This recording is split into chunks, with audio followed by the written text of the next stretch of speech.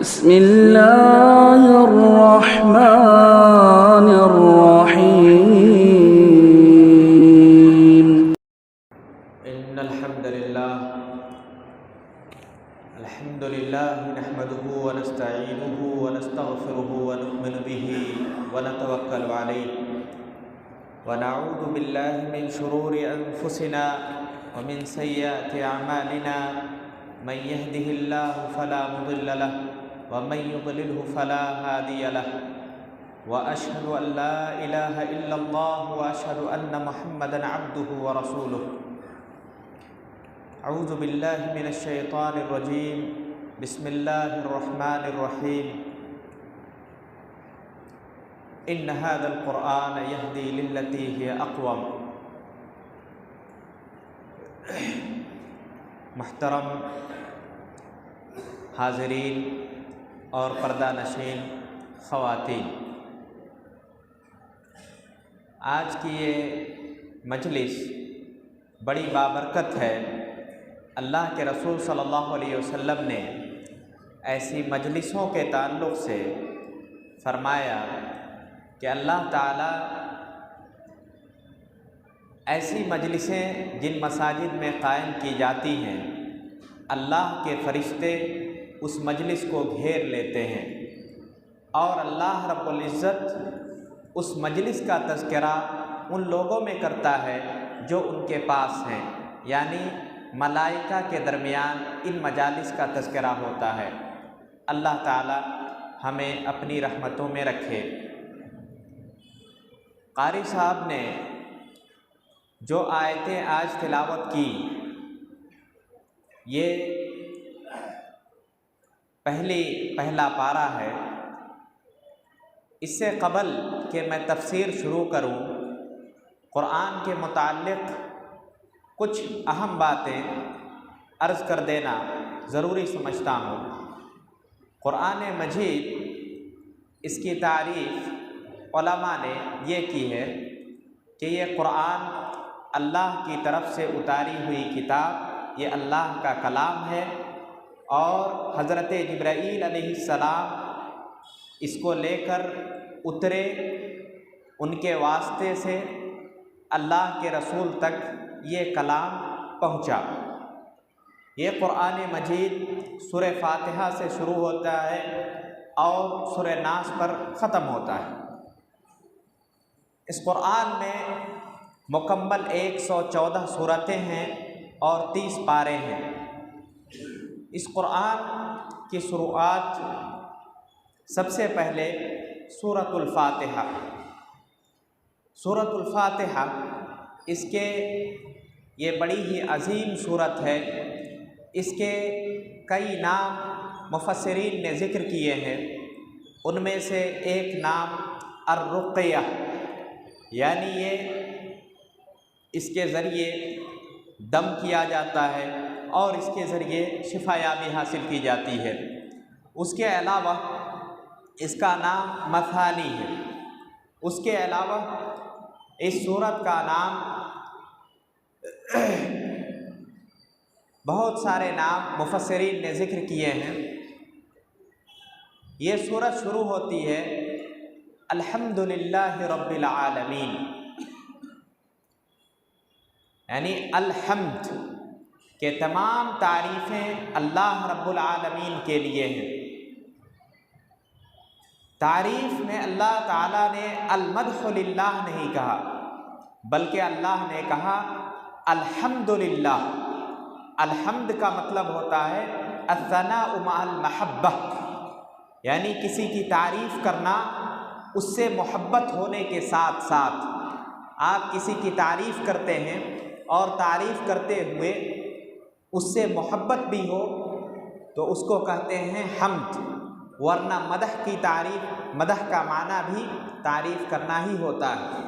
اللہ تعالیٰ نے کہا الحمدللہ، یعنی ہر طرح کی تعریف، چاہے وہ چھوٹی ہو بڑی ہو، ہر قسم کی تعریف صرف اللہ رب العالمین کے لیے لائق ہے۔ الحمدللہ رب العالمین۔ رب، اس میں توحید کا تذکرہ ہے، توحید ربوبیت، حمد و ثنا کے بعد اللہ تعالیٰ نے بتایا کہ رب العالمین، یعنی جو تمام جہانوں کا رب ہے۔ گویا کہ اس ٹکڑے میں اللہ تعالیٰ نے بتایا توحید ربوبیت کہ پورے جہان کا پالنہار اگر کوئی ہے تو وہ اللہ رب العالمین ہے۔ الحمدللہ رب العالمین الرحمن الرحیم۔ یہاں پہ توحید اسماء و صفات، یعنی اللہ تعالیٰ کے اسماء اور صفات جو توحید ہے اس کا تذکرہ کیا کہ الرحمن، اس کا مطلب ہوتا ہے اللہ کی رحمت۔ یہ رحمت جس میں مومنین بھی شامل ہیں اور مشرکین، یعنی پوری انسانیت اس میں شامل ہے۔ اگر اللہ تعالیٰ رحیم نہیں ہوتا، اللہ کی رحمت نہیں ہوتی تو کفار کو پانی تک نصیب نہیں ہوتا۔ تو گویا کہ رحمان یعنی اس کی رحمت بہت وسیع ہے، اور رحیم یہ رحمت خاص مومنوں کے لیے ہے جس کا تعلق آخرت سے ہے، اور وہ رحمت ہمیں ملے گی، یعنی مومنوں کو انشاءاللہ آخرت میں ملے گی۔ الحمدللہ رب العالمین الرحمن الرحیم مالک یوم الدین، یعنی جو یوم جزا کا مالک ہے۔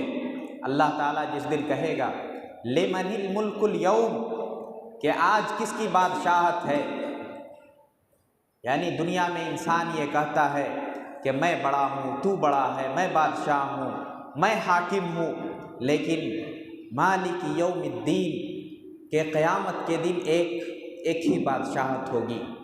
اس دن کوئی بادشاہ نہیں ہوگا۔ اللہ تعالیٰ کہے گا اس دن لمن الملک اليوم، کہ دنیا میں تو تم بادشاہت دکھاتے تھے، حکومت دکھاتے تھے، لیکن آج صرف اور صرف میری بادشاہت ہے۔ لمن الملک اليوم، اس دن اللہ تعالیٰ کہے گا مالک یوم الدین کہ قیامت کے دن اللہ تعالیٰ کہے گا کہ میں بادشاہ ہوں، میں حاکم ہوں۔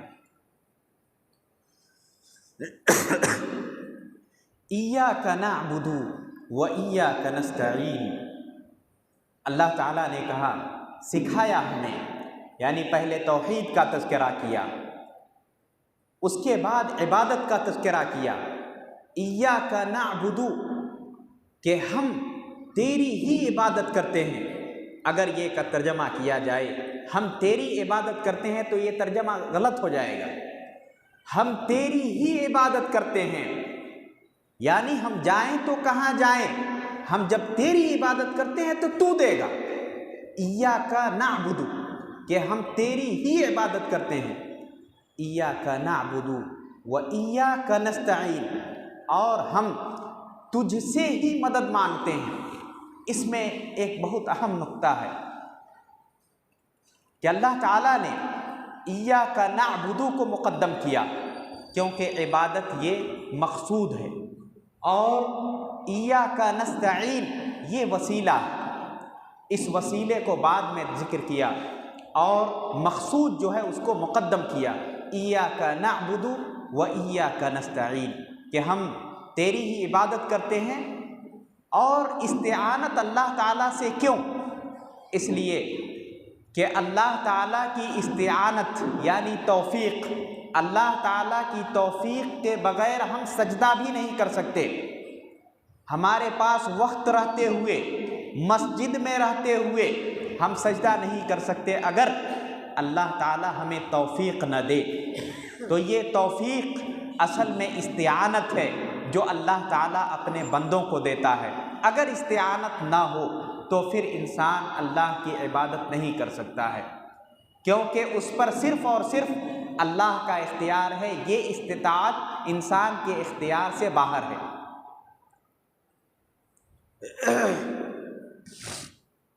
ایاک نعبد و ایاک نستعین اہدنا الصراط المستقیم، اللہ تعالیٰ سے انسان یہ دعا کرتا ہے اہدنا الصراط المستقیم کہ ہمیں سیدھا راستہ دکھا دے۔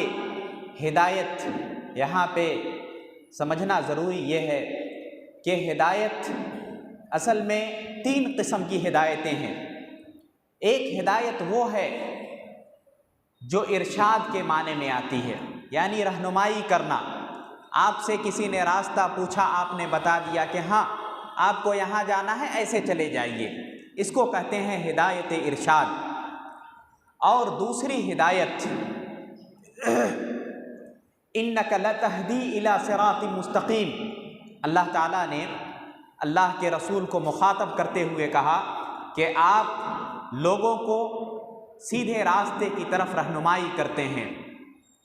دوسری آیت میں اللہ تعالیٰ نے کہا انک لا تہدی من احببت ولکن اللہ یہدی من یشاء، کہ آپ جس کو چاہیں، جس کو پسند کریں، اس کو ہدایت نہیں دے سکتے۔ وَلَٰكِنَّ اللَّهَ يَهْدِي مَن يَشَاءُ، کہ اللہ تعالیٰ جسے چاہتا ہے وہی ہدایت یافتہ ہوتا ہے۔ اس کو کہتے ہیں ہدایت توفیق۔ اور ایک ہدایت ہے جو ہدایت تثبیت کہلاتی ہے، وہ یہ کہ آپ کو رہنمائی تو مل گئی لیکن اس پر باقی رہنا۔ ہدایت توفیق کا معنی، جیسا حضرت ابو طالب جن کے بارے میں آپ جانتے ہیں کہ اللہ کے رسول صلی اللہ علیہ وسلم جب تک وہ زندہ رہے دنیا کی کوئی طاقت، دشمنوں کی کوئی طاقت ان پر آنچ نہیں ڈال سکی، یعنی کوئی مصیبت اللہ کے رسول پر نہیں آئی۔ حضرت ابو طالب کے رہتے ہوئے حضرت ابو طالب نے سمجھایا، لیکن جب ان کو پتہ چل گیا کہ میرا بھتیجا حق پر ہے، اس کے بعد کہا کہ جا تجھے جو کرنا ہے کر، جب تک میں زندہ ہوں تجھے آنچ نہیں آنے دوں گا۔ حضرت ابو طالب نے اپنی زندگی بھر اللہ کے رسول کا سایہ بنے رہے، ان کی مدد کرتے رہے، لیکن کیا ان کو جہنم کی عذاب سے چھٹکارا ملے گا؟ وہ چاہتے تھے، اللہ کے رسول بہت چاہتے تھے کہ وہ ایمان لائے، یہاں تک انہوں نے کہا کہ اے میرے چچا آپ کلمہ پڑھ لیجئے، میں اللہ سے آپ کی سفارش کروں گا۔ لیکن اس وقت شیاطین الانس اور شیاطین الجن جو ان کے پاس موجود تھے، ان کی وجہ سے وہ ایمان نہیں لائے۔ انک لا تہدی من احببت، کہ جس کو آپ چاہیں، یعنی اللہ کے رسول چاہتے تھے کہ حضرت ابو طالب اسلام قبول کریں، لیکن اسلام قبول نہیں کر سکے، کیونکہ یہ ہدایت توفیق ہے، اللہ تعالیٰ جسے چاہے گا وہی ہدایت یافتہ ہوگا۔ اور ہدایت تثبیت کیوں؟ اللہ کے رسول ہمیں یہ دعا سکھاتے تھے، یا مقلب القلوب ثبت قلبی علی طاعتک، یعنی اللہ کے رسول یہ دعا کیا کرتے تھے کہ ہمیں ہدایت پہ باقی رکھ، کہ القلوب بین اصبع الرحمن، کہ بندوں کا دل جو ہے وہ دو انگلیوں کے درمیان ہے، جب چاہے پلٹ دے گا۔ ہو سکتا ہے کہ آج ہم نیک ہیں، ہدایت یافتہ ہیں، سب کچھ ہیں، نمازی ہیں، لیکن کل ہو کر ہمارے اوپر شقاوت غالب آ جائے اور ہم اس دین سے پھر جائیں۔ بہت ساری ایسی مثالیں ہیں اس دنیا میں، بہت ساری ایسی مثالیں ہیں جس میں ہدایت یافتہ لوگ گمراہ ہوئے، ہدایت یافتہ لوگ گمراہ ہوئے، کیونکہ شیطان کو جب جنت سے نکالا گیا، اسے دھتکارا گیا، اس وقت شیطان نے کہا تھا، اللہ سے یہ چیلنج کیا تھا کہ میں لَأَقْعُدَنَّ صِرَاطَكَ الْمُسْتَقِيمِ، کہ میں تیرے سیدھے راستے پہ بیٹھوں گا، میں تیرے سیدھے راستے میں بیٹھا رہوں گا اور تجھے تیرے بندوں کو بھٹکاؤں گا۔ اسی لیے اللہ کے رسول نے ایک مرتبہ بیٹھے ہوئے تھے اور بیٹھ کے ایک لمبی لکیر کھینچی، اور لکیر کھینچنے کے بعد اس کے اطراف کئی لکیریں چھوٹی چھوٹی کھینچی۔ اس کے بعد اللہ کے رسول نے پوچھا کہ یہ جانتے ہو کیا ہے؟ یہ سیدھی لکیر جو ہے، یہ سیدھا، یہ ہمارا راستہ ہے، یہ ہمارا راستہ ہے جس کی طرف میں بلا رہا ہوں اور جس کی طرف قرآن بلاتا ہے۔ اور یہ چھوٹے چھوٹے راستے جو نکلے ہوئے ہیں، یہ ہے بدعتیوں کے راستے، یہ ہے شیطانوں کے راستے، یہ ہیں دروازے جہاں شیطان گھات لگائے بیٹھا ہے تجھے اچکنے کے لیے۔ محترم حاضرین، اللہ تعالیٰ سے یہ دعا بھی کرنا کہ اللہ ہمیں اطاعت پہ ثابت رکھ، یہ بھی ہدایت تثبیت ہے۔ اہدنا الصراط المستقیم صراط الذین انعمت علیہم، کن لوگوں کا راستہ ہے یہ؟ किन लोगों के रास्ते पर हमें चला, हमें उन लोगों के रास्ते पर चला जिन पर तूने इनाम किया, यानी अंबिया सालिहीन के रास्ते पर चला, अंबिया इकराम के रास्ते पर चला जिन पर तूने इनाम किया दुनिया में नबूवत से, रिसालत से, और आखिरत में तू उन्हें सरफराज करेगा जन्नत से। मुहतरम हाज़रीन, इसमें जो दुआ बताई गई वो ये कि हमें उन लोगों के रास्ते पर चला, यानी किन लोगों का रास्ता मकबूल है। वो रास्ता मकबूल है जिस पर अंबिया थे, वो रास्ता मकबूल है जिस पर सालिहीन थे, जिस पर सहाबा थे। इसलिए सबसे पहली चीज़ बताई जाती है इस सूरह फातिहा में, एक तो तौहीद होना चाहिए, यानी अक़ीदा इंसान का सबसे पुख्ता होना चाहिए, अक़ीदा सही होना चाहिए।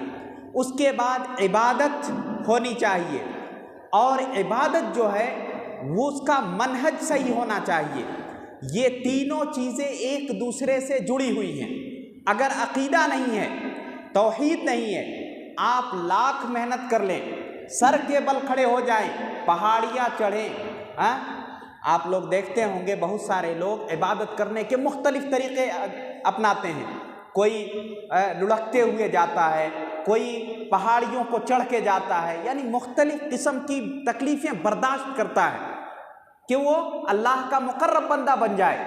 लेकिन क्या बिना अक़ीदे के वो इबादत मकबूल है? बिना तौहीद के वो इबादत मकबूल नहीं है। उसी तरह तौहीद तो है, यानी हम कहते हैं कि हम अल्लाह को एक मानते हैं, रसूलुल्लाह को मानते हैं, उनको आखिरी नबी मानते हैं, सब कुछ अक़ीदा हमारा सच्चा है। हम नमाज नहीं पढ़ते हैं, हम अमल नहीं करते हैं, इबादत नहीं करते हैं। क्या सिर्फ इतना कह देना काफ़ी होगा जन्नत में जाने के लिए? नहीं। तो गोया के तौहीद और तौहीद के साथ इबादत, और तीसरी चीज़ मनहज, यानी हमारा अमल मनहज सलफ़ पे होना चाहिए, यानी अल्लाह के रसूल ने जो बताया, जिस तरीक़े पर बताया उस तरीक़े पर होना चाहिए। अगर मनहज मतलूब नहीं होता, अगर अल्लाह के रसूल का तरीक़ा अहम नहीं होता, तो अल्लाह के रसूल क्यों ये कहते सल्लू कमा रअयतुमूनी उसल्ली, कि तुम नमाज वैसे पढ़ो जैसे मुझे पढ़ते हुए देखते हो। अगर अल्लाह के रसूल का मनहज, उनका तरीक़ा ये लाजिम नहीं होता, तो अल्लाह के रसूल क्यों ये कहते खुज़ू अन्नी मनासिककुम, कि हज करना है तो अपने मनासिक को मुझसे सीखो, यानी मैं जैसे बताऊंगा वैसे तुम्हें करना है। तो पता ये चला कि हमें अक़ीदा सही हो, इबादत सही हो, और उसके साथ मनहज सही हो। इस सूरह फातिहा में ये तीनों चीज़ों का तज़किरा है। गैरिल मग़ज़ूबि अलैहिम वलद्दाल्लीन, यानी उन लोगों के रास्ते पर ना चला जो लोग गुमराह हैं, जो लोग रास्ते से भटक गए, उनके रास्ते पर ना चला, यानी यहूद व नसारा। इसके बाद जो सूरत आएगी उसमें सबसे ज़्यादा बनी इसराइल का ही तज़किरा है, यानी उनकी सरकशी और उनकी वो अभी आएगी आगे वो बातें। उसके बाद जो सूरत हमें शुरू करनी है, सूरतुल बक़रा, ये सूरत, इसको ज़हरावैन भी कहा जाता है, यानी इसको और सूरह आले इमरान, ये दोनों सूरतों को ज़हरावैन कहा जाता है, इस वजह से कि ये सूरत जिस घर में पढ़ी जाती है उसमें जादू के अंधेरे, बिदात के अंधेरे, शयातीन के अंधेरे ख़त्म हो जाते हैं, क्योंकि ज़हरा का माना होता है रोशनी, दौ। ये ऐसी रोशनी है जो तारीक राह, यानी दीन पर चलने वाले, जिसके सामने रास्ता वाज़ेह ना हो, अगर ये सूरतों की को मुफस्सल अंदाज में पढ़ लेता है तो उसके लिए वो रास्ते आसान हो जाते हैं समझने के लिए। इसलिए इन दोनों सूरतों को, सूरह बक़रा और सूरह आले इमरान, इसको ज़हरावैन कहा जाता है। और इसको اللہ تعالیٰ کے خزانوں میں سے خزانہ شمار کیا گیا ہے۔ یہ سورت شروع ہوتی ہے الف لام میم، الف لام میم۔ الف لام میم اس کو کہتے ہیں حروف المقطعات، حروف المقطعات۔ یہ اس کے تعلق سے مفسرین یہ کہتے ہیں کہ اللہ تعالیٰ نے مشرکین کو یہ چیلنج کیا اور یہ بتایا کہ الف لام میم یہ انہی حروف میں سے ہیں، دیکھو میرا کلام یعنی قرآن مجید انہی کلام سے ہے، انہی حروف سے بنا ہوا ہے جن حروف سے تم لکھتے ہو پڑھتے ہو۔ یہ ایک چیز۔ دوسری چیز لوگوں نے بتایا کہ لوگوں کو متوجہ کرنے کے لیے حروف المقطعات کا ذکر اللہ تعالیٰ سورتوں کے ابتدا میں کرتا ہے۔ یہ سورت ایمان سے شروع ہوتی ہے اور ایمان پر ہی ختم ہوتی ہے۔ کیسے؟ الذین یؤمنون بالغیب، اور وہاں پہ آخری آیت آمن الرسول بما انزل، یعنی سورت کے آخری میں ایمان اور سورت کے شروع میں ایمان۔ یہ تذکرہ، اس سے ہمیں یہ ہلکا سا نقطہ یہ ملتا ہے کہ انسان کی زندگی ایمان کی حالت میں ہمیشہ، یعنی من الابتداء الی الانتہاء، انسان کی زندگی ایمان کے ساتھ ہی معتبر ہے اور اس کی عزت ہے۔ ایمان اگر خالی، ایمان سے خالی ہو گیا انسان تو پھر اس کی کوئی وقعت نہیں ہے۔ یہاں پہ الذین یؤمنون بالغیب ویقیمون الصلاۃ ومما رزقناہم ینفقون، اللہ تعالیٰ نے یہ شروع کی 5 آیتوں میں مؤمنین کا تذکرہ کیا۔ ان 5 آیتوں میں کہا کہ الذین یؤمنون بالغیب، کہ مومنین کون؟ وہ لوگ جو غیب پر ایمان رکھتے ہیں۔ یہ مومنوں کی خصوصیت ہے، یہ ایمان والوں کی خصوصیت ہے کہ غیب پر ایمان رکھتے ہیں۔ دوسری کوئی قوم وہ غیب پر ایمان نہیں رکھتی۔ غیب پر ایمان رکھنے والی یہ امت مسلمہ ہے، اور یہ ہمارا ایمان ہے، اور ہم غیب پر، غیب کی ساری چیزوں پر، یعنی فرشتوں پر، کتابوں پر، رسولوں پر، یعنی جو بھی غیب کی چیزیں اللہ کے رسول نے ہمیں بتائی اس پر ہم ایمان رکھتے ہیں۔ الذین یؤمنون بالغیب ویقیمون الصلاۃ۔ یہاں پہ دوسری چیز کا تذکرہ، غیب کا تذکرہ کرنے کے فوراً بعد اقامت الصلاۃ کا تذکرہ۔ اقامت الصلاۃ کا تذکرہ ایسی جگہوں میں آپ پائیں گے جہاں پہ بہت اہم باتوں کا تذکرہ ہوتا ہے، اور اس کے فوراً بعد نماز کا تذکرہ ہوتا ہے۔ نماز کی بڑی اہمیت ہے، اگر نماز زندگی میں نہیں ہے تو زندگی کی رونق ختم ہو جاتی ہے۔ اللہ تعالی ہمیں نمازی بنائے۔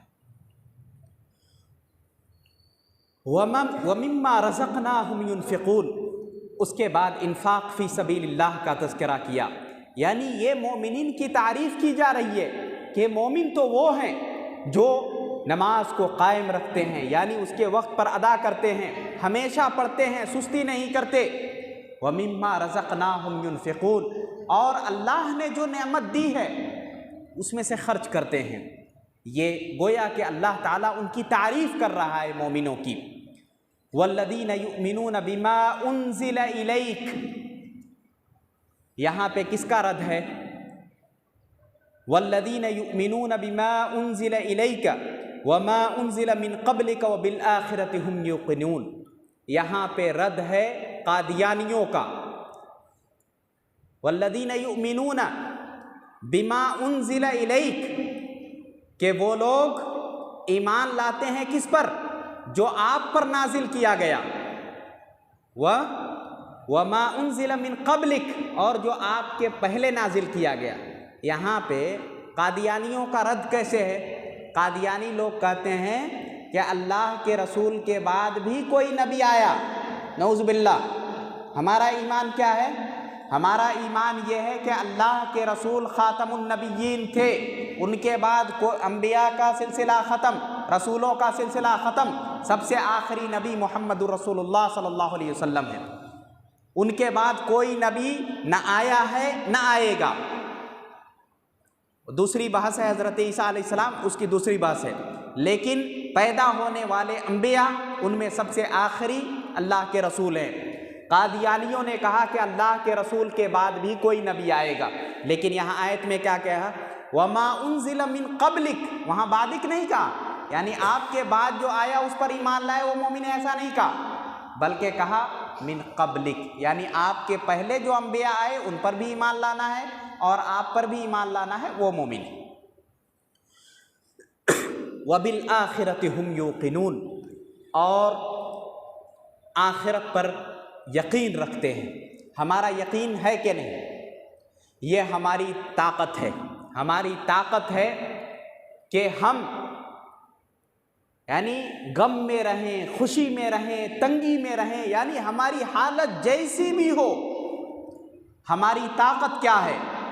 ہماری طاقت ہے آخرت۔ ہم پر کوئی ظلم کرے، ہم مظلوم ہو جائیں، پھر بھی ہماری طاقت آخرت ہے۔ ہم کیا کہتے ہیں؟ اس دنیا میں نہیں تو آخرت میں تجھے دیکھ لوں گا، اس دنیا میں نہیں تو تو آخرت میں بدلہ دے گا، یہ آخرت ہے۔ وبالآخرۃ ہم یوقنون، کہ آخرت پر یقین رکھتے ہیں۔ یہ آخرت پر یقین مومن کی صفت ہے اور مومن کی طاقت ہے۔ ان الذین کفروا سواء علیہم اانذرتہم ام لم تنذرہم لا یؤمنون، یہاں پہ تحدید ہے، یہاں پہ سختی ہے۔ اللہ تعالیٰ نے ان لوگوں کے تعلق سے کہا جن لوگوں پہ نصیحت کا اثر نہیں ہوتا، یعنی نصیحت کیجئے لیکن نصیحت کا اثر نہیں ہوتا۔ کافروں کے تعلق سے یہ آیت نازل ہوئی کہ آپ کا کام ہے سمجھانا، آپ سمجھاتے رہیے، سمجھانے سے نہیں چوکیے، کیونکہ اللہ کے رسول بہت زیادہ غمزدہ ہو جاتے تھے۔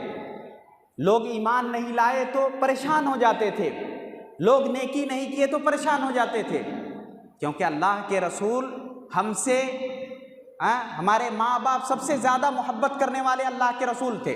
اللہ کے رسول ہم سے اپنی امت سے بہت محبت کرتے تھے اور لوگوں کو چاہتے کہ وہ ہدایت یافتہ ہو جائے۔ اسی لیے اللہ تعالیٰ نے تسلی دیتے ہوئے کہا کہ ایسا لعلک باخع نفسک، کہ ایسا لگتا ہے کہ آپ اپنے آپ کو ہلاک کر لیں گے، یعنی اگر وہ مومن نہیں ہوتے ہیں، ایمان نہیں لاتے ہیں، تو ایسا لگتا ہے کہ آپ اپنے آپ کو ہلاک کر لیں گے۔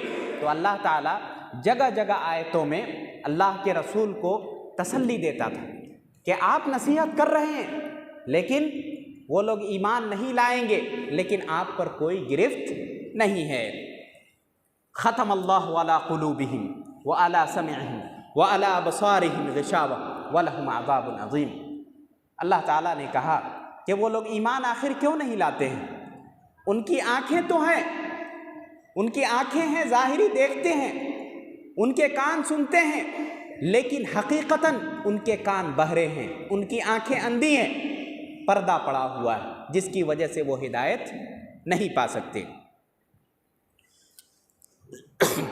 اس کے بعد کہا فی قلوبہم مرض، یعنی ان کے دلوں میں مرض ہے، بیماری ہے، اور اس بیماری کی وجہ سے وہ حقیقت یعنی توحید کو قبول کرنا نہیں چاہتے۔ مشرکین کا تذکرہ کیا، سب سے پہلے 5 آیتوں میں مومنین کا تذکرہ ہوا، اس کے بعد 2 آیتوں میں مشرکین کا تذکرہ ہوا، اس کے بعد منافقین کا تذکرہ ہو رہا ہے۔ منافقین کے بارے میں جو قوم سب سے زیادہ بدتر قوم، ان المنافقین فی الدرک الاسفل من النار کہا گیا کہ منافقین جہنم کے سب سے نچلے گڑھے میں ہوں گے۔ کیوں؟ اس لیے کہ سب سے زیادہ نقصان اسلام کو منافقین سے پہنچا ہے۔ وہ آستین کے سانپ جنہوں نے اسلام کے مسلمانوں کے صف میں رہ کے مسلمانوں کو نقصان پہنچایا ہے، ان کا تذکرہ کرتے ہوئے کہا کہ وہ لوگ کہتے ہیں کہ ہم مومنوں کا مذاق اڑاتے ہیں، ہم مومنوں کا مذاق اڑاتے ہیں، اور تو اللہ تعالیٰ نے ان کا جواب دیا، اللہ تعالیٰ نے ان کا جواب دیا، اور جواب دیتے ہوئے کہا کہ وہ مومنوں کا مذاق کیا اڑاتے ہیں، ہم ان کا مذاق اڑاتے ہیں، کیونکہ مذاق اڑانے کے قابل منافقین ہیں نہ کہ صالحین ہیں۔ صحابہ کا وہ لوگ مذاق اڑاتے تھے، سامنے اسلام کا اقرار کرتے تھے، پیچھے دشمنوں سے جا کر مل جاتے تھے۔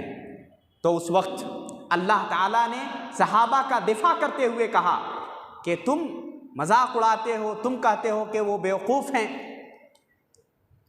تو اللہ تعالیٰ، تو اس سے ہمیں یہ بڑا باریک نقطہ ہمیں معلوم ہوتا ہے، وہ یہ کہ جیسا اس وقت صحابہ پر اعتراض کرنے والے منافقین پر رد کرنے کے لیے اللہ تعالیٰ نے رد کیا کہ تم جو کہہ رہے ہو، یعنی مذاق اڑا رہے ہو صحابہ کا، تم جھوٹے ہو، تمہارا مذاق اڑایا جانا چاہیے۔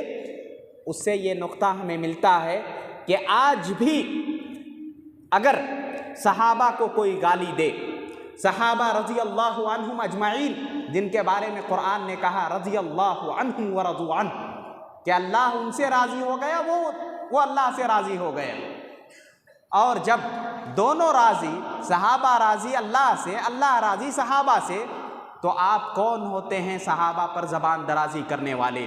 آج کے شیعہ، آج کے روافض، جو صحابہ کو حضرت عمر، حضرت ابو بکر، جو اللہ کے رسول کے سب سے قریبی، اللہ کے رسول پر آنچ نہیں آنے دیا اپنی زندگی میں، حضرت ابو بکر جو اللہ کے رسول کے سسر، اور ان کے بہت سارے مناقب ہیں، لیکن کچھ ایسے دشمنان اسلام ہیں جو صحابہ کو گالی دیتے ہیں۔ تو اس سے آیت سے ہمیں یہ نقطہ ملتا ہے، یہ دلیل ملتی ہے کہ اگر صحابہ پر آج بھی کوئی آواز اٹھاتا ہے، کوئی غلط کہتا ہے، تو آج اپنی استطاعت کے مطابق ان پر رد کر، یہ ہماری ذمہ داری ہے۔ ان کی مثال، یعنی منافقین کی مثال ایسی ہے جیسے کوئی شخص آگ جلائے، روشنی ہو، روشنی نہیں تھی، اندھیرے میں تھا، روشنی ہوئی، اور جب روشنی ہوئی تو اس کی آنکھیں چلی گئی، یعنی اسلام کی روشنی انہیں ملی لیکن وہ پھر سے اندھے ہو گئے، وہ ہدایت حاصل کرنا نہیں چاہتے تھے۔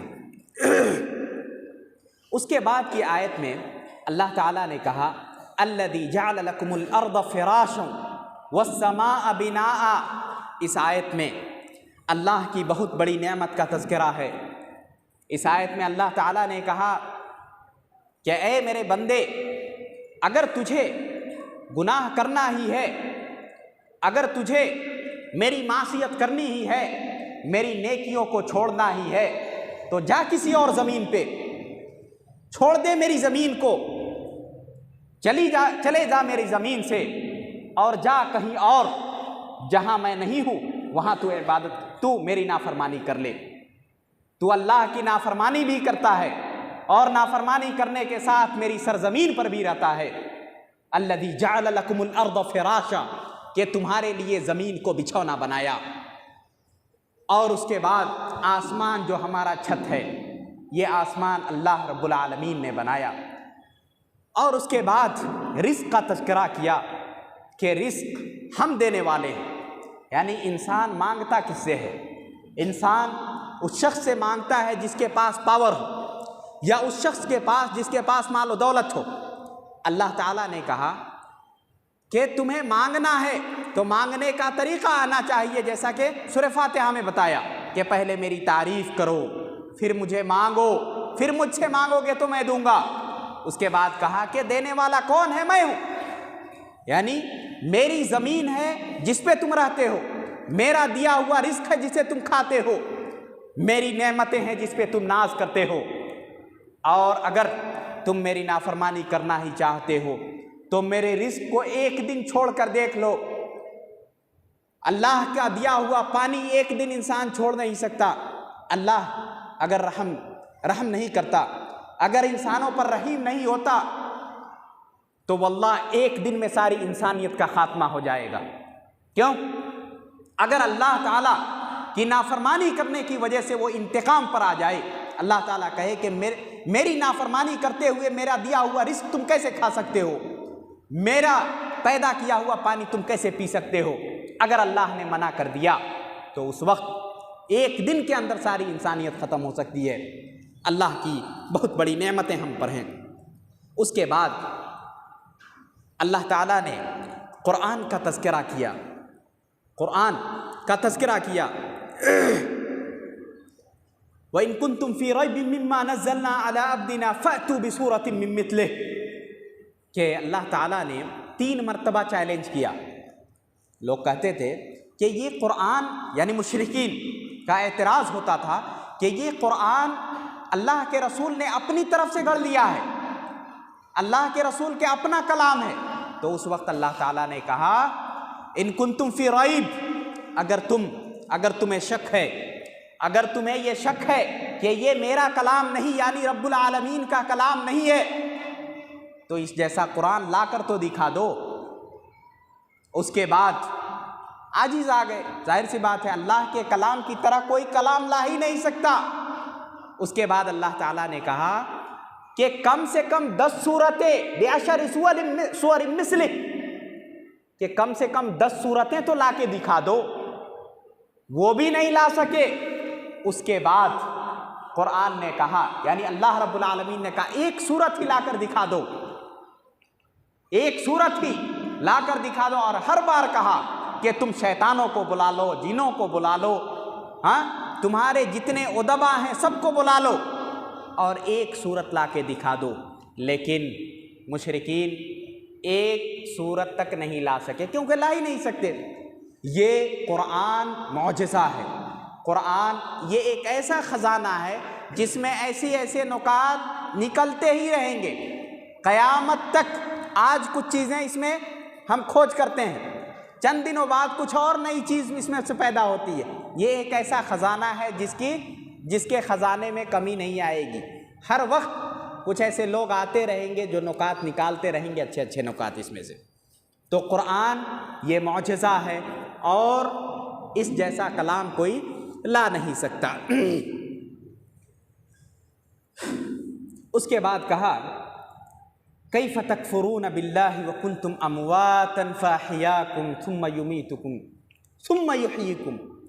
اللہ تعالیٰ نے اس ایک آیت میں انسان کی پوری زندگی، یعنی جب سے وہ پیدا ہوا اور مرنے کے بعد تک کا نقشہ کھینچ دیا کہ تم کیسے انکار کرتے ہو، کیسے انکار کرتے ہو اس رب کا۔ کیف تکفرون باللہ وکنتم امواتا، کہ تم مردہ تھے، فاحیاکم، پھر تمہیں زندہ کیا، یعنی تم اپنے باپ کے جسموں میں تھے، پھر تمہیں زندہ کیا، یعنی تمہیں ماں کے پیٹ سے پیدا کیا، ثم یمیتکم، یعنی پھر تمہیں مارے گا، یعنی موت آئے گی، ثم یحییکم، پھر تمہیں زندہ کرے گا۔ جب یہ ساری باتیں تم جان گئے تو کیسے تم اللہ کا انکار کر سکتے ہو؟ ہاں، انسان یا دنیا کی جتنی بھی چیزیں وہ مخلوق ہیں، مخلوق کسی چیز کو پیدا کر سکتی ہے؟ نہیں کر سکتی۔ انسان کوئی چیز بنا دیتا ہے، وہ اس کا یعنی صانع ہو سکتا ہے، بنانے والا ہو سکتا ہے، لیکن کیا وہ چیز اصل میں پیدا کر سکتا ہے؟ ایک پلاسٹک کا ٹکڑا پیدا کر سکتا ہے؟ نہیں کر سکتا۔ اللہ خالق۔ اس کے بعد اس آیت کا تذکرہ کیا جس میں اللہ رب العالمین نے فرشتوں، انسانوں کی تخلیق کا تذکرہ کیا۔ انی جاعل، اذ قال ربک للملائکۃ انی جاعل فی الارض خلیفہ، کہ ہم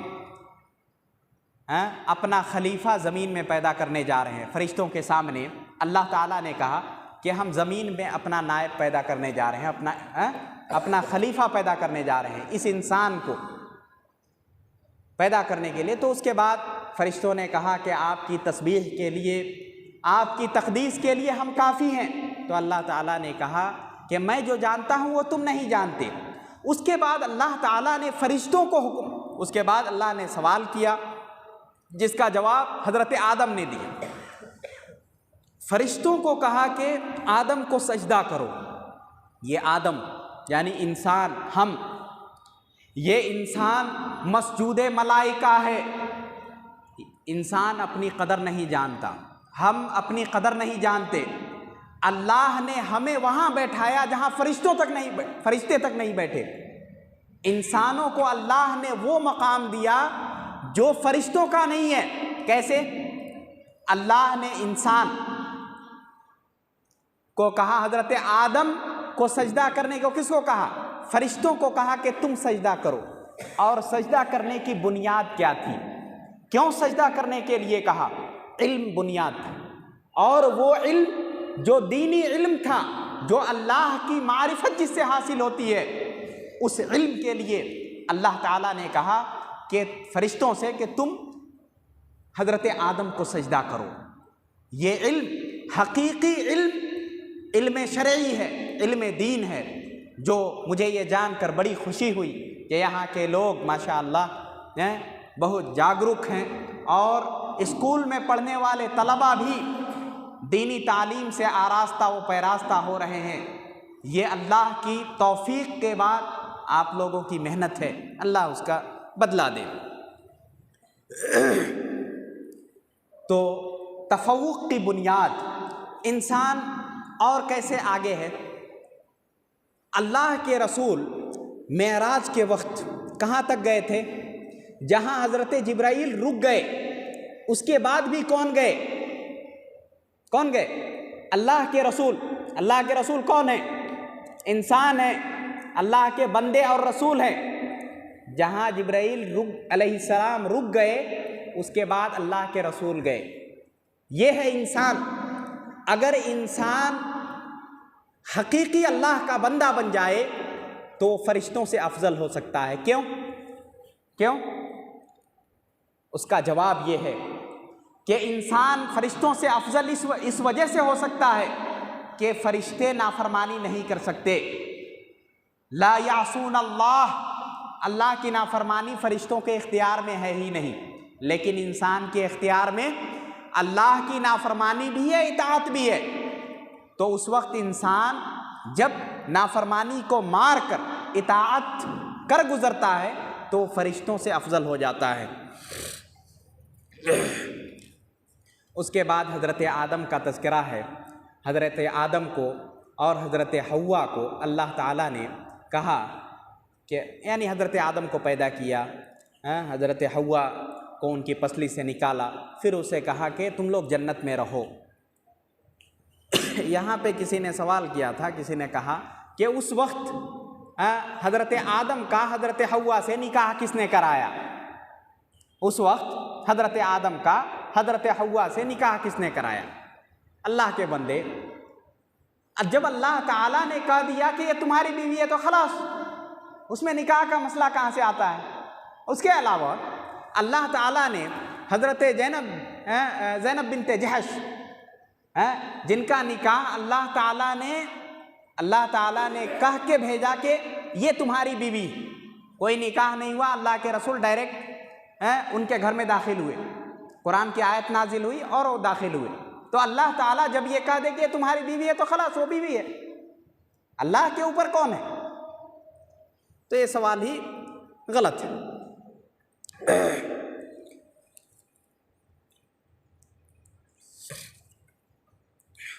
اس کے بعد اتأمرون الناس بالبر وتنسون انفسکم، یہاں پہ اللہ تعالیٰ نے کہا کہ کیا تم لوگوں کو بھلائی کا حکم دیتے ہو اور اپنے آپ کو بھول جاتے ہو؟ یہاں پہ ایک لمحہ فکریہ ہے کہ لوگ یہ کہا جا رہا ہے کہ تم اپنے آپ کو بھول جاتے ہو، یعنی جو تم کہتے ہو اتنا کرنا بھی چاہیے، اس سے زیادہ تم کرو، اپنے آپ کو مت بھول جاؤ۔ کیونکہ کیا کہا دوسری آیت میں؟ لِمَ تَقُولُونَ مَا لَا تَفْعَلُونَ، کہ جو تم کرتے نہیں وہ کہتے کیوں ہو؟ لِمَ تَقُولُونَ مَا لَا تَفْعَلُونَ۔ تو اس سے پتہ چلا کہ کوئی شخص، مثال کے طور پر میں آپ کو کوئی بات بتا رہا ہوں، یہاں پہ اگر میں ویسا نہ کروں یا میرے اندر کوئی غلطی ہے تو اس اچھی بات کے کہنے سے نہیں روک سکتے۔ اس آیت سے ہمیں یہ نقطہ ملتا ہے کہ اسے نصیحت کی جا سکتی ہے کہ آپ کے اندر یہ خرابی ہے، اس کو دور کر لو، لیکن وہ بھلائی کا حکم دے تو اسے نہیں روک سکتے۔ اس کے بعد یہودیوں کا تذکرہ ہے، جس میں یہودی کیا کہا کرتے تھے، یعنی جیسے میں خطبہ دے رہا ہوں، تقریر کر رہا ہوں، تو کچھ صحابہ بہت دور بیٹھے ہوتے تھے، ان کو سننے نہیں آتا تھا، تو صحابہ یہ کہتے تھے راعنا، یعنی اللہ کے رسول ہماری بھی پرواہ کیجئے، یعنی ہماری طرف بھی توجہ دیجئے، ہم نہیں سن پا رہے ہیں وغیرہ۔ تو اس لفظ سے یہودیوں نے، یہود یہ بڑی خبیث قوم ہے، اس کے بارے میں بتاؤں گا، انہوں نے کیا کیا، راعینا کا مطلب کیا ہے، راعینا یعنی اے ہمارے چرواہے۔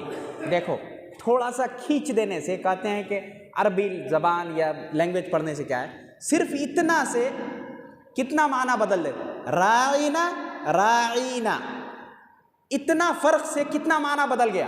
راعینا ہماری پرواہ کیجئے، راعینا اے میرے اے ہمارے چرواہے۔ یہ حضرت سعد گزر رہے تھے اور ایک یہودی نے اس طرح آواز لگائی، حضرت سعد سمجھ گئے، انہوں نے تلوار نکالی اور کہا کہ دیکھ رہے ہو تلوار، یہیں پہ قتل کر دوں گا تم کو اگر اس طرح کی بے حرمتی آج کے بعد کی۔ تو وہ سمجھ گئے تھے۔ حضرت سعد کون ہیں جانتے ہیں؟ حضرت سعد وہ ہیں جن کی وفات پر عرش ہل گیا تھا، یہ وہ ہیں حضرت سعد جن کو فرشتوں نے غسل دیا، یہ وہ ہیں جن کو جب لایا جا رہا تھا تو اللہ کے رسول کھڑے ہو کر ان کا استقبال کیے اور لوگوں سے کہا کہ اپنے سید کا استقبال کرو۔ اور اللہ کے رسول جب پوچھ رہے تھے، یعنی جنگ کا موقع تھا، تو حضرت سعد بار بار اللہ کے رسول پوچھ رہے تھے، تو حضرت سعد نے کہا کہ اللہ کے رسول کیا آپ ہم سے بلوانا چاہتے ہیں؟ ہم آخری دم تک لڑیں گے، آپ کے آگے سے لڑیں گے، پیچھے سے لڑیں گے، دائیں سے لڑیں گے، اگر کوئی آپ تک پہنچے تو ہماری لاشوں سے گزرنا ہوگا۔ یہ ہیں حضرت سعد، یعنی اتنے بڑے صحابی، کیونکہ اللہ کے رسول یا صحابہ کے تعلق سے کوئی بھی غلط بات ان کو نہیں بھاتی نہیں تھی، وہ فوراً پہچان لیتے تھے۔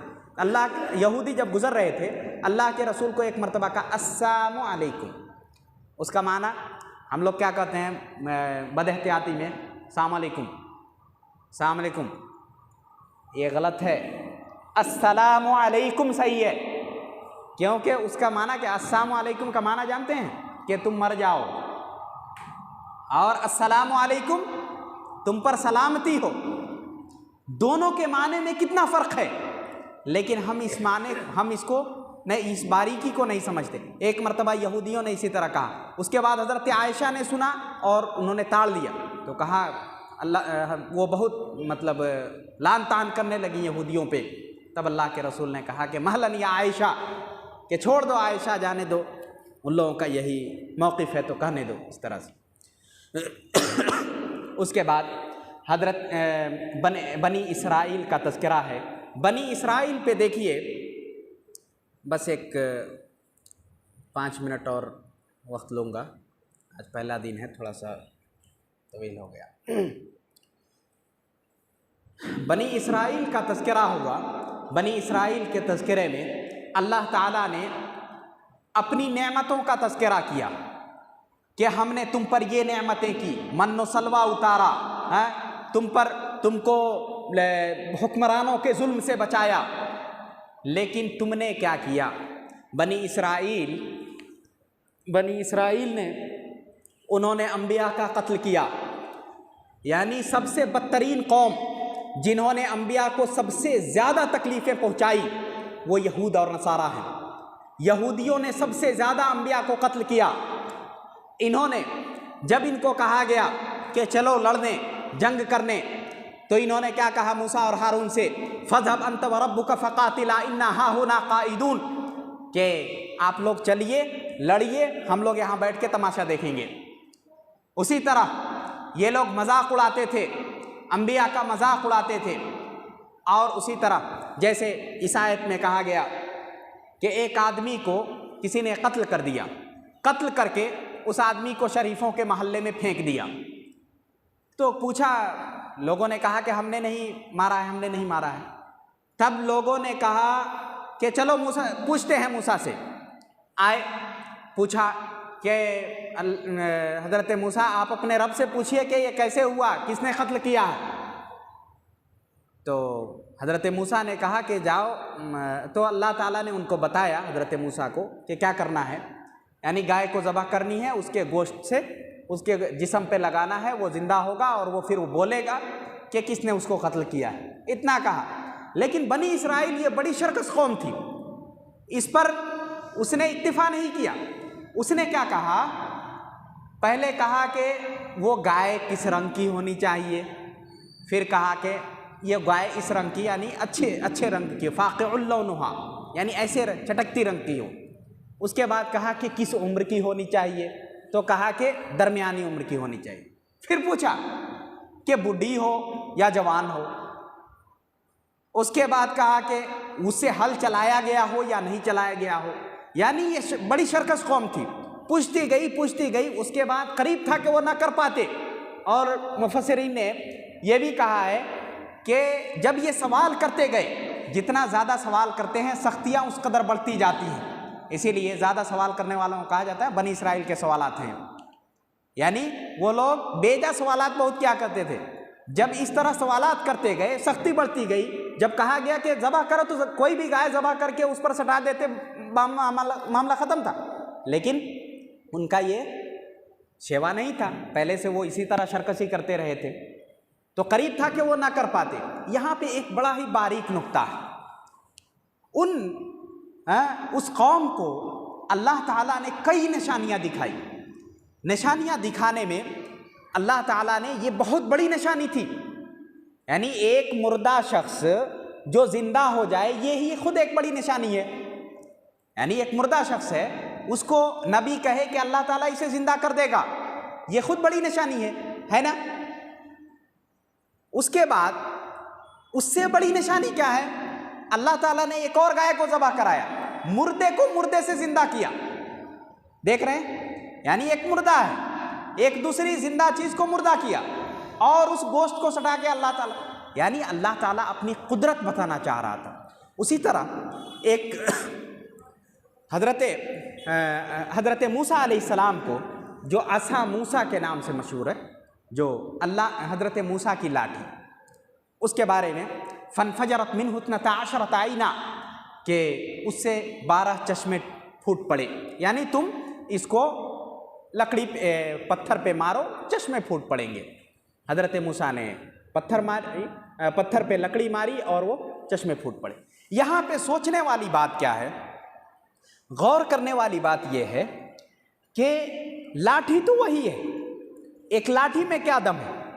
اسی لاٹھی سے حضرت موسیٰ دوسری آیت میں کیا کہتے ہیں, حضرت موسیٰ اسی آیت میں کہتے ہیں کہ احش بہا علی غنمی, کہ میں اس سے اپنی بکریوں کے لیے پتے توڑتا ہوں. اسی لاٹھی کو دوسری جگہ اللہ نے کہا کہ اس کو پانی پر مارو. اس کے بعد کیا کہا, کالطود العظیم, پانی کیا بن گیا, پتھر بن گیا. یعنی دونوں طرف پتھر بن گئے, بیچ میں راستے. وہی لاٹھی ہے جس کو پتھر پہ حضرت موسیٰ نے مارا اور اس سے پانی پھوٹ پڑا, چشمے پھوٹ پڑے. آخر اس میں اثر کس کا ہے, آخر اس میں اثر کس کا ہے. ایک لاٹھی سے کچھ نہیں ہوتا, ایک لاٹھی سے آپ مارتے رہے کچھ نہیں ہوتا, لیکن اس لاٹھی سے کیا کیا کام ہو رہا ہے. زمین پر پھینک رہے ہیں تو حیۃ تسعیٰ, زمین پر رکھے سانپ بن گیا. پانی پہ مارے چٹان بن گیا, چٹان پہ مارے پانی نکل پڑا. یہ کیا چیز ہے, فقلنا کا اثر ہے. فقلنا اضرب بعصاک الحجر, کہ اس پتھر پہ اپنے لاٹھی سے ماریے. اس میں اثر کس کا ہے, اس میں اثر ہے فقلنا کا, یعنی اس میں طاقت اللہ کی ہے, اللہ نے اس میں وہ طاقت دی. اسی طرح آگ کا کام کیا ہے, آگ کا کام ہے جلانا, آگ کا کام جلانا ہے. لیکن حضرت ابراہیم کو جب آگ میں ڈالا گیا تو کیا کہا, فقلنا یا نار کونی بردا وسلاما علی ابراہیم, کہا کہ اے آگ تو ٹھنڈی ہو جا اور سالم ہو جا. کس کے لیے, حضرت ابراہیم کے لیے. کیا پتہ چلا اس سے, اس سے پتہ یہ چلا کہ اصل کس میں تھا؟ اللہ نے جو کہا فقلنا، حکم کس کا تھا؟ اللہ رب العالمین کا، اس کے آگے تو کسی کا حکم ہے ہی نہیں۔ جب اللہ کا حکم ہے تو مخلوق کو ماننا ہی ہے، چاہے وہ پانی ہو کہ آگ۔ اس کے بعد حضرت ابراہیم علیہ السلام، وَإِذِ ابْتَلَىٰ إِبْرَاهِيمَ، یہاں پہ حضرت ابراہیم کی ابتلا کا تذکرہ ہے۔ حضرت ابراہیم وہ شخصیت ہے جن کو امت کہا گیا، ان سے زیادہ کس کو نہیں آزمایا گیا۔ ان کی زندگی آپ پڑھیے، ان کی زندگی میں آپ کو ایسے نکات ملیں گے، ایسی آزمائشیں ملیں گی کہ آپ ہل جائیں گے۔ کب؟ حضرت ابراہیم، ان کے والد کون؟ آزر، بت بنانے والے، بت بیچنے والے۔ حضرت ابراہیم اس گھر میں جنم لیتے ہیں، پھر اس کے بعد گھر سے نکالے جاتے ہیں، گھر سے نکلتے ہیں، پھر اس کے بعد کہیں اور جاتے ہیں، بادشاہ کے پاس پھنستے ہیں، پھر اس کے بعد ان کو آگ میں ڈالا جاتا ہے۔ اس کے بعد کیا؟ وہ بچہ حضرت اسماعیل علیہ السلام، اس وقت چھوٹے بچے، سب سے پہلے تو کہا گیا کہ بیوی بچے کو کہاں لے جا کر چھوڑاؤ؟ مکے کی اس وادی میں جہاں پہ زندگی کا تصور ہی نہیں تھا۔ آج مکہ بہت وسیع ہے، عریض ہے، آبادی ہے، سب کچھ ہے، لیکن اس وقت جب حضرت ابراہیم کو کہا گیا تھا کہ جاؤ چھوڑ کے آؤ، اس وقت وہ چٹیل میدان تھا، وہاں کوئی سایہ تک نہیں تھا۔ یہ ایک آزمائش تھی۔ اس کے بعد وہ بچہ جس کو انہوں نے پرورش نہیں کی، بچپن میں چھوڑ دیا، جب وہ چلنے پھرنے کے قابل ہوا، پھر ان کو ذبح کرنے کے لیے حکم آ گیا کہ جائیے اس بچے کو ذبح کیجیے۔ یعنی آزمائشوں پہ آزمائشیں حضرت ابراہیم کو آتی گئی، لیکن وہ اللہ کا بندہ کبھی اپنی آزمائش میں پیچھے نہیں ہٹا۔ اور یہی وجہ ہے کہ حضرت ابراہیم نمازوں میں ہم جو درود شریف پڑھتے ہیں، اس میں حضرت ابراہیم کا تذکرہ لازمی ہے نا؟ درود شریف مکمل نہیں ہوتی ان کے تذکرے کے بغیر۔ اسی طرح وَإِذْ يَرْفَعُ إِبْرَاهِيمُ الْقَوَاعِدَ مِنَ الْبَيْتِ وَإِسْمَاعِيلُ رَبَّنَا، کہا کہ جب حضرت ابراہیم اور حضرت اسماعیل اللہ کے گھر کو بنا رہے تھے، جیسا آپ لوگ حج عمرے پہ گئے ہوں گے تو دیکھا ہوگا آپ نے، وہ ایک پتھر تھا جو لفٹ کا کام کرتا تھا، وہاں پہ نشان بھی ان کے پیروں کے بنے، وہ پتھر اپنے سے اٹھتا، اس پہ رکھتے، یعنی وہ دونوں حضرت اسماعیل اور حضرت ابراہیم کعبے کو بنا رہے تھے۔ کعبے کو بنانا، اس کو بلند کر رہے تھے، تحکیم دے رہے تھے۔ اس وقت اس میں ایک نقطہ یہ ہے کہ اللہ تعالیٰ کے ذکر کو بلند جو کرتا ہے، اللہ تعالیٰ اس کو بلند کر دیتا ہے۔ اللہ تعالیٰ کے گھر کو انہوں نے بلند کیا، اللہ نے ان کے ذکر کو اتنا بلند کیا کہ قیامت تک کے لیے ان کے نام کو باقی اور زندہ تابندہ رکھا۔ وَإِذْ يَرْفَعُ إِبْرَاهِيمُ الْقَوَاعِدَ مِنَ الْبَيْتِ وَإِسْمَاعِيلُ، اس کے بعد ایک بہت اہم بات ہے، وہ یہ ربنا وتقبل، کہا کون؟ حضرت ابراہیم اللہ کے نبی، حضرت اسماعیل اللہ کے نبی کیا کر رہے ہیں؟ اللہ کے گھر کی تعمیر کر رہے ہیں، اور اس کے بعد پھر دعا کیا کر رہے ہیں کہ اللہ تو اسے قبول کر۔ پتہ یہ چلا کہ عبادتیں کر لینا کافی نہیں ہے، بلکہ عبادتوں کے کرنے کے بعد اس کی قبولیت کے لیے اللہ سے دعا کرنا یہ بھی اہم ہے۔ اللہ سے اس کی قبولیت کی دعا کرنی چاہیے، جیسا ہم نے یہ رمضان جس کا انتظار ہم میں سے ہر ایک شخص کو تھا، اور سلف صالحین دعا کیا کرتے تھے اللہم بلغنا رمضان، کہ اے اللہ ہمیں رمضان تک پہنچا دے۔ تو یہ رمضان کا مہینہ ہمیں ملا، اور رمضان کے مہینے میں جو عبادتیں ہم سے ہو رہی ہیں، صرف عبادتیں کر لینا کافی نہیں ہے، بلکہ اللہ تعالیٰ سے یہ دعا کرنی چاہیے کہ اللہ تعالیٰ ہمیں ہماری ان عبادتوں کو قبول فرما۔ اس کے علاوہ بنی اسرائیل کی سختیوں کا تذکرہ کرتے ہوئے یہ بتایا ان آیتوں میں کہ اللہ تعالیٰ پہلے کیا کرتا تھا، رزق کو نازل کر دیتا تھا، من و سلوہ جس کو کہتے ہیں، لیکن بنی اسرائیل نے کہا کہ ہم کو نہیں چاہیے، ہم کو چاہیے پیاز، ہم کو چاہیے آلو، ہم کو چاہیے لہسن، یعنی یہ ساری چیزیں جو زمین سے اگائے وہ ساری چیزیں چاہیے، ہم وہ کھانے نہیں کھائیں گے۔ پھر اللہ تعالیٰ نے کہا کہ ٹھیک ہے جاؤ۔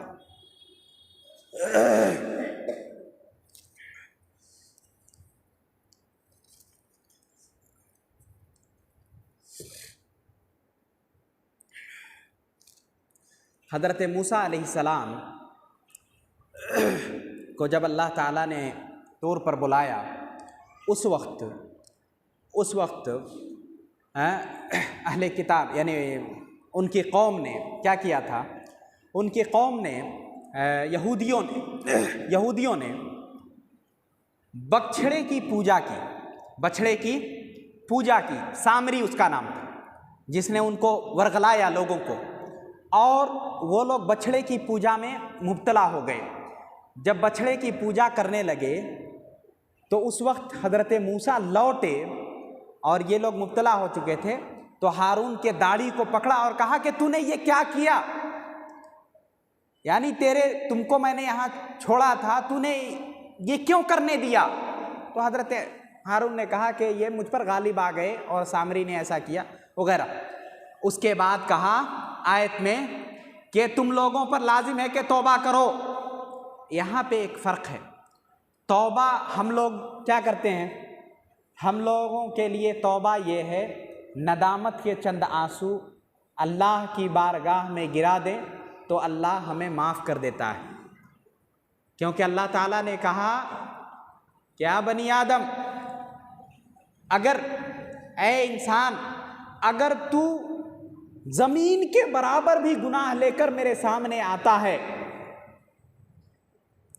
تو میں تمہیں معاف کر دوں گا، لا ابالی، یعنی مجھے کوئی پرواہ نہیں ہے، میں تجھے معاف کر دوں گا۔ مجھ سے پوچھنے والا کون ہے؟ انسان کے لیے، یعنی کس کے لیے؟ امت مسلمہ کے لیے۔ لیکن یہودیوں کے لیے کیا تھا؟ جس طرح وہ سخت قوم تھی، احکامات بھی اسی طرح سخت تھے ان کے لیے۔ ان کے لیے توبہ کا طریقہ یہ تھا کہ قتل کر دینا، خون بہا دینا، اگر اس نے غلطی کی تو اس کو قتل کر دینا۔ جیسے ان لوگوں نے شرک کیا تھا، بچھڑے کی پوجا کی تھی، توبہ کی شکل کیا تھی ان کی؟ توبہ کی شکل یہ تھی کہ ایک دوسرے کو قتل کرو۔ کتنی آسانیاں اللہ رب العزت نے ہمیں دی ہے۔ اللہ تعالیٰ اس امت سے سب سے زیادہ محبت کرتا ہے۔ کیسے؟ اس امت سے سب سے زیادہ محبت کرتا ہے۔ یہ آنسو کے چند قطرے اگر ندامت کے آنسو ہم اکیلے میں، اللہ جہاں پہ صرف آپ ہوں اور آپ کے سامنے آپ کا رب ہو، کیونکہ نماز پڑھتے ہوئے کہا کہ تم نماز ایسے پڑھو کأنک تراہ فإن لم تکن تراہ فإنہ یراک، کہ عبادت تم ایسے کرو گویا کہ تم اللہ کو دیکھ رہے ہو، اگر ایسا نہ ہو پائے تو وہ تمہیں دیکھ رہا ہے۔ مطلب یہ کہ آپ جہاں پہ صرف آپ ہوں اور آپ کے سامنے آپ کا رب ہو اور آپ کے گناہ کا تذکرہ ہو، آپ وہاں تذکرہ کریں کہ اللہ میں نے گناہ کی ہے، میں گناہ گار بندہ ہوں، مجھے معاف کر دے، اور چند ندامت کے آنسو اللہ کے سامنے، یہ آنسو کی اللہ کے پاس بہت قدر ہے، کیونکہ سبعۃ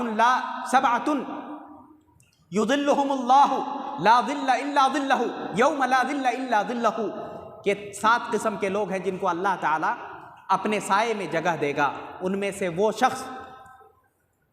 وہ شخص جو اکیلے تھا، اکیلے ہے، اور اپنے گناہوں کا تذکرہ کر دے اور اللہ کے سامنے روئے، اللہ کے سامنے ندامت کے چند آنسو گرائے، اللہ تعالیٰ کو وہ ادا بڑی ہی پسند ہے۔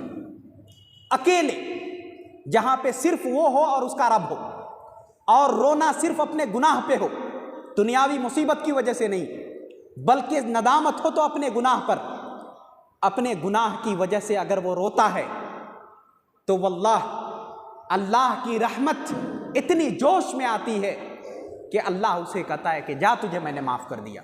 ان آنسوؤں کی بڑی قدر ہے۔ آپ راتوں میں دن میں کبھی بھی اس وقت جب آپ اکیلے ہوں، وہ 2 آنکھیں جن کو جہنم نہیں جلا سکتی ہے، وہ آنکھیں جو اللہ کے ڈر سے روتی ہیں، اللہ کے عذاب سے روتی ہیں، اور وہ آنکھیں جن کو اللہ کی یاد نے جگا رکھا ہے، یعنی قرآن پڑھتے ہوئے رات گزار دیتی ہیں، ان آنکھوں کو اللہ تعالیٰ عذاب نہیں دے سکتا۔ آخر میں میں سب سے یہ گزارش کروں گا کہ رمضان کا مہینہ بڑا ہی مبارک مہینہ ہم پر آیا ہے، اور ان لوگوں میں سے ہم نہ ہوں جنہوں نے ایسے ہی اس رمضان کو گزار دیا۔ ہو سکتا ہے کہ آپ کی نیند کچھ کم ہو جائے، ہو سکتا ہے کہ آپ کو کبھی بھوک کی شدت برداشت کرنی پڑے، ہو سکتا ہے کہ آپ کو پریشانی بھی ہو، لیکن یہ مہینہ بڑے خوش نصیبوں کو ملتا ہے۔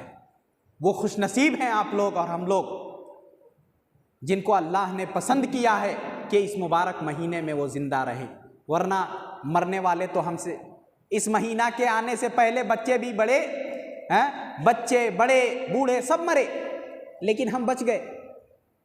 گویا کہ اللہ نے ہمیں یہ مہینہ دینا چاہا ہے کہ تو گناہ گار ہے، جا کسی طرح معافی کرا لے، معافی تلافی کر کے جب تو آئے ہماری بارگاہ میں تو جنت تجھے نصیب ہو۔ اس لیے اللہ تعالیٰ نے ہم سب کو زندہ رکھا ہے، یہ سوچ کر اللہ کی عبادت کرتے رہیں، اور اللہ سے دعا کریں کہ اللہ تعالیٰ ہماری عبادتوں کو، ہماری ریاضتوں کو قبول فرمائے، اور جب تک دنیا میں رکھے اللہ اپنے دین پر قائم و دائم رکھے، اللہ ہمیں اپنا اطاعت گزار بندہ بنا کر رکھے۔